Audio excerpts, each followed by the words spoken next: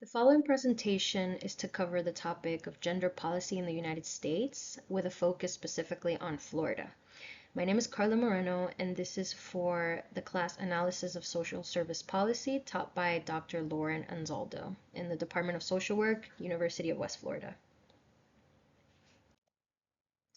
So in this presentation, I'll be covering gender policy, what it is, where it came from, how it has changed over time, and where things stand right now, especially here in Florida. Let's start with the definition of what gender policy is. So gender policy refers to the laws, rules, and government strategies that deal with how gender affects people's rights, access to opportunities, and how they're treated in society. That definition sounds simple, but it's not, because gender policy touches almost every part of a person's life. Your paycheck, your school, your doctor, your safety, even what a teacher is allowed to say in a classroom. I'll walk through this topic from the beginning, and we'll talk about what gender policy is, how it came to be, the laws that changed everything, and then we'll zoom in Florida, which has become one of the most talked about states in the country when it comes to gender policy today. So why does this even matter? The Council of Europe defines gender mainstreaming, which is the foundation of gender policy, as the process of assessing the implications for women and men of any planned action, including legislation, policies, or programs in any area and at all levels. So in plain language, that means asking ourselves the question, does this law or rule affect men and women differently? Does it treat people fairly regardless of their gender? Now, here's an important distinction that often gets missed. There's a difference between sex and gender. Sex generally refers to biological characteristics, male or female. Gender refers to the social roles, behaviors, and expectations that society assigns to people based on that biology. What it means to be a man or what it means to be a woman in a given culture and time period. Gender policy can cover both. It can address things like equal pay between men and women at work, but also things like whether a transgender student has the right to use a bathroom that matches their gender identity. So why does it matter? Because when laws and policies ignore gender, the gaps in life outcomes can be enormous. As of 2021, women working full-time still earned an estimated of 76 cents for every dollar men earned across all of industries in the United States. The US has the highest rate of maternal death among developed countries, and LGBTQ plus youth faces significant higher rates of depression, anxiety, and self-harm when they lack social and institutional support.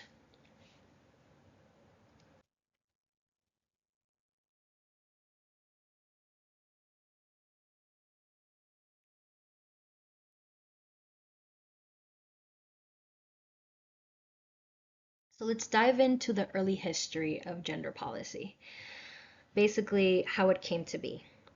To understand where we are today, we need to go back and understand how we got here. For most of American history, gender was not something the government tried to make equal, it was something that the government enforced as unequal. Women could not vote, they could not serve on juries, they were legally barred from many jobs and professions. In a historical sense, the very concept of citizenship and democracy in this country was built around men. The first major change came in 1920s with the 19th Amendment to the US Constitution, which gave women the right to vote. That was 100 years after the country was founded. It was a monumental moment, but it was just the beginning. Even the progressive New Deal programs of the 1930s, which were meant to help struggling Americans during the Great Depression, reinforced inequalities. The vast majority of the New Deal benefits went to white men as husbands, fathers, and breadwinners. Women received benefits primarily as wives or widows, not as individuals in their own right. The real shift began in the 1960s, fueled by two major forces, the civil rights movement and the rise of organized feminism. Together, they pushed the federal government to start paying attention to gender discrimination in a serious way. The idea that you could simply look at a person's sex and pay them less, deny them education, or refuse them a job, that idea was finally being challenged at a federal level. And from there, a series of landmark laws changed the country. So this is where we start with policy. So let's start with the Equal Pay Act of 1963. The first game changer policy was this one. Before this law, it was perfectly legal for an employer to pay a woman less than a man doing the exact same job. That was just accepted as normal. The Equal Pay Act changed that. It was signed into law by President John F. Kennedy on June 10th of 1963, and it was one of the first federal laws in American history to directly address gender discrimination in the workplace. The law made it illegal to pay men and women different wages for the same work at the same employer. At the signing, President Kennedy called it a significant step forward while also acknowledging that much remained to be done. And he was right, because even today, the gap has not closed completely. Research from the Gender Policy Report at the University of Minnesota found that for every dollar paid to a man, a woman earns approximately 77 cents. For Black women, it's 64 cents, and for Latinas is 54 cents. The Equal Pay Act was the foundation, but it was just the start. Then comes the Civil Rights Act of 1964, Title VII. 1 year after the Equal Pay Act, Congress passed the Civil Rights Act of 1964. Most people know this law for its protections against racial discrimination, but it also included something called Title VII, which made it illegal for employers to discriminate on the basis of sex, meaning your gender could no longer be used to fire you, refuse to hire you, or treat you worse than your colleagues. This was very important. It extended federal protection to women in the workplace in a broad and powerful way that had never existed before. Then comes Title IX of the Education Amendments of 1972. This was signed into law by President Richard Nixon in 1972. Title IX states, and I quote, "No person in the United States shall, on the basis of sex, be excluded from participation in, be denied the benefits of, or be subjected to discrimination under any education program or activity receiving federal financial assistance." What did that mean in practice? It meant that schools had to open their doors and their opportunities equally to women and girls. No more barring women from certain courses of study, no more quotas limiting how many female students could attend a university, and in sports, it was transformative. Participation rates for women in competitive sports exploded every single year after Title IX was passed. The law has continued to evolve through court decisions and changing administration and its interpretation, especially regarding transgender students and athletes. It's one of the most debated gender policy questions in the country today. Next, we have the Violence Against Women Act of 1994. The next major milestone came in 1994 with the Violence Against Women Act, or VAWA. Before this law, gender-based violence, things like domestic abuse and sexual assault, were largely treated as private matters or standard criminal cases. But this act changed that by framing these issues as civil rights violations. The law funded services for victims of rape, domestic violence, allowed women to seek civil rights remedies for gender-related crimes, created police and court training programs to handle these cases better, and established a national 24-hour hotline for people in dangerous situations. It has been reauthorized multiple times since then, and it remains a cornerstone of the gender-based violence policy in the United States.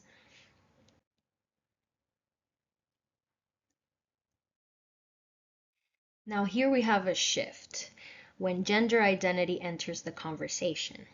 So, starting in 2010, gender policy began expanding beyond the traditional framework of men versus women. The question of gender identity, specifically the legal recognition and protection of transgender and non binary people, moved to the center of the public debate.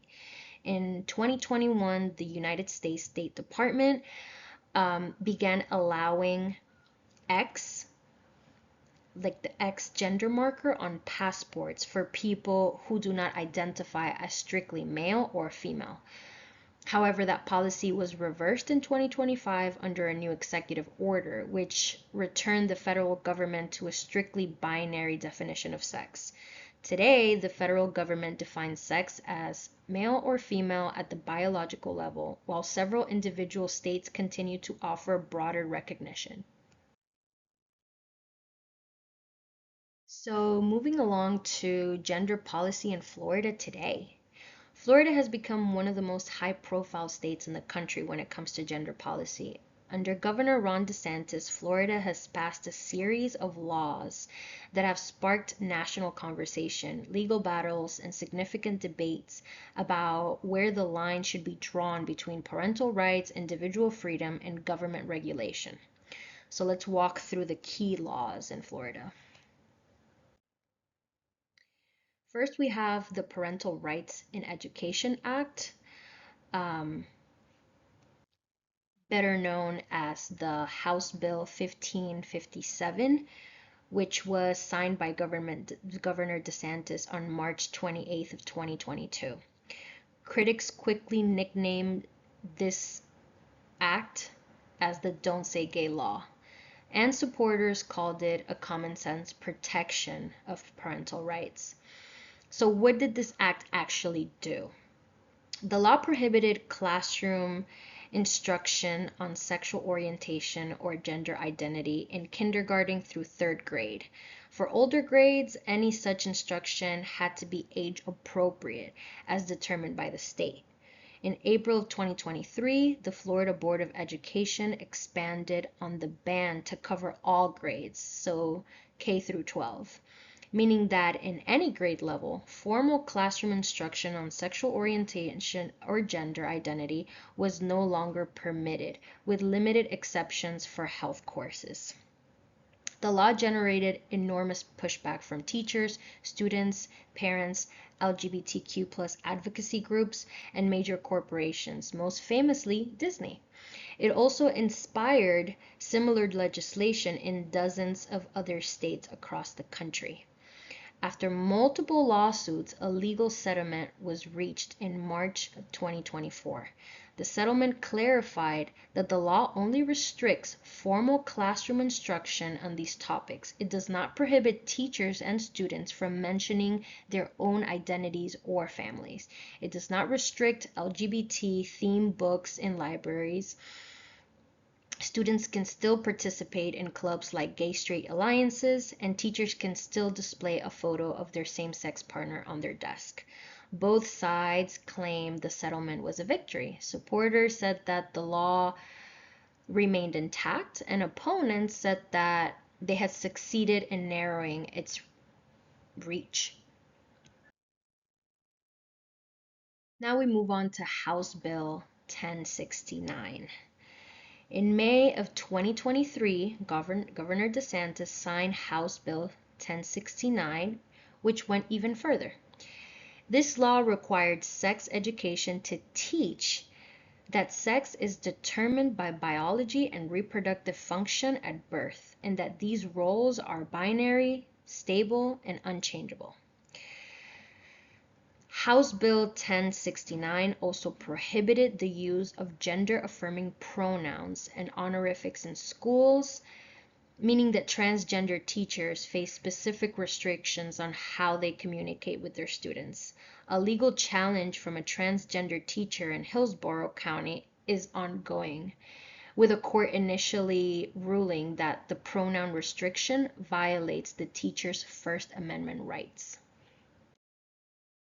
So now we move on to Senate Bill 254, the gender affirming care ban. So on May 17th of 2023, this was signed into law by Governor DeSantis. This law banned all gender affirming medical care for minors in Florida, including puberty blockers and hormone therapy, and created significant restrictions and bureaucratic hurdles for adults seeking the same care. Florida was the first state in the country to extend such restrictions to adult patients, not just minors. Healthcare providers who violated the law face serious consequences, including the potential for a felony charge carrying up to 5 years in prison. Major medical organizations, including the American Medical Association, the American Academy of Pediatrics, and the American Academy of Child and Adolescent Psychiatry, opposed the law, stating that gender-affirming care is medically supported and necessary for treatment. The legal battle over Senate Bill 254 has been intense, and in June of 2024, a federal district court permanently blocked the law, ruling that it was motivated by bias and animosity towards transgender people and that it violated equal protection rights. The court stated that Florida targeted transgender people not based on science, but based on disapproval of who they are. However, the state appealed, and in August of 2024, the U.S. Court of Appeals of the 11th Circuit issued a stay. That means that the law went back into effect while the appeal continues. As of right now, the legal fight is still unresolved.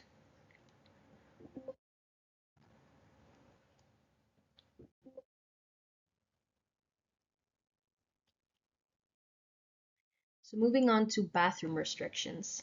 Florida also passed laws restricting which bathrooms transgender people may use in public buildings. Under these laws, transgender individuals who use a restroom that matches their gender identity rather than the sex listed on their birth certificate in a public building can be charged with criminal trespass. In October of 2023, the Florida Board of Education extended similar restrictions to private colleges and universities, including student housing on those campuses. So why does any of this matter? Why should we care about gender policy?